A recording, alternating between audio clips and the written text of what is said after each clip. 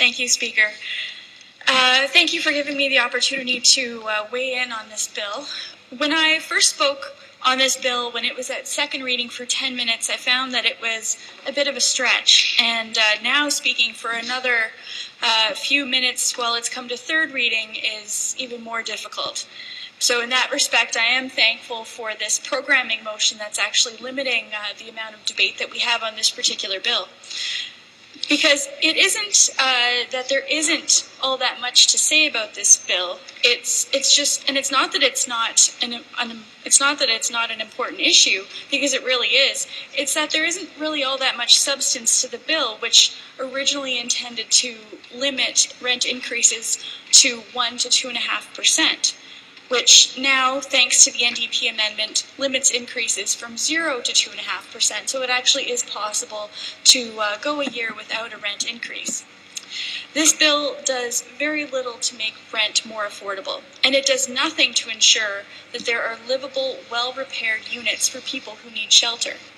After this bill's passage, we will still have 45% of Ontario's tenant households, as my colleague mentioned, paying 30% or more of their household income on shelter costs. That's over 580,000 households, not Ontarians, but households, who will be paying over 30% of their income on shelter costs. We will still have thousands of people staying in homeless shelters across Ontario. And in Toronto, in this city alone, there's over 22,000 people who are homeless. And after the passage of this bill, we will still have rent being one of the highest costs and one of the major reasons why there's more than 1 million visits to Toronto and area food banks. And, you know, I'm not trying to be cynical, but it is difficult, especially when we have these bills like this, which do very little other than basically, I'm going to suggest, wasting our time by debating them, instead of debating more meaningful bills, which serve as really all this bill will really do, in my opinion, is just serve as a speaking point for all that the government is doing to help Ontarians.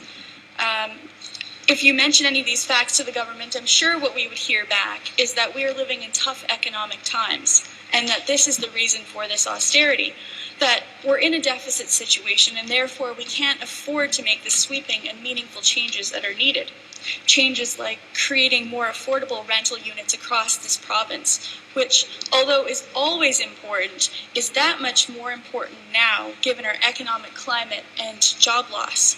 And things like uploading the subsidy provided by municipalities and the local tax base to people with low incomes. Or creating more supportive housing to help our seniors stay out of long-term care when they don't actually need long-term care.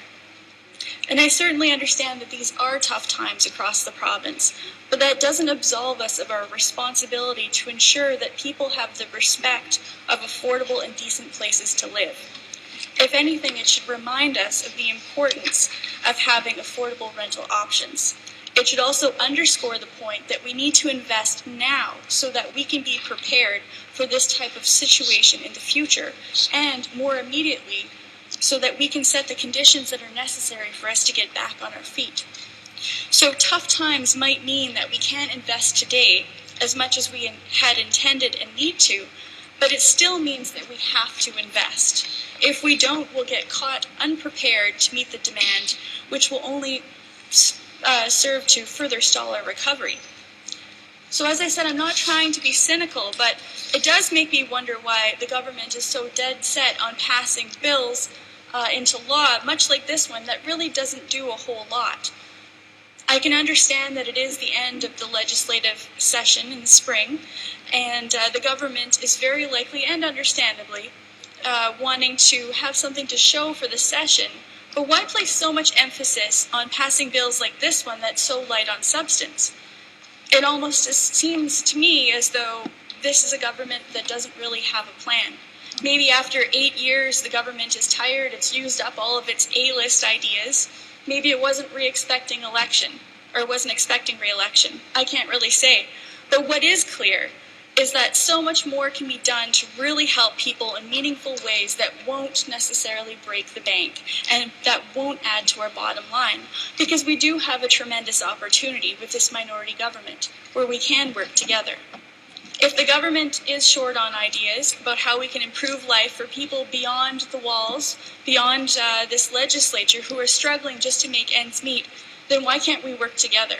No one is saying that the responsibility is on one side of the House, not in a minority government. Why can't the Liberals get together with the Progressive Conservatives and the NDP to formulate bills that may not necessarily add to our deficit, but can add to the quality of life of Ontarians? And I really am not saying this I'm not meaning this in a partisan or a disrespectful way. I just believe that we do have an opportunity to work together in a manner that we don't usually have in this adversarial first-past-the-post system, and that we can accomplish good work here. And for those of you who have had the pleasure of sitting down with and had a chance to get to know, I can say that there are a great many people in this House who ran and got involved in politics for, I think, honest and very well-intentioned reasons. Because they really did want to make a positive difference in the lives of their neighbors, their co-workers, and their community members. And for me, I just want to leave Ontario in a better state than it was when I first got elected. And I don't even care if I get the credit. I just want to take this opportunity, just when I'm speaking on this bill, to issue this challenge of working together on all sides of the House. But getting back to the bill itself, I just want to close by saying that as much as I think that much more can be done and should be done to improve the affordability of essentials in this province, and that this bill really doesn't address those things in a meaningful way, I will be supporting this bill at third reading, because ultimately this bill does take a step in the right direction, however small. Thank you.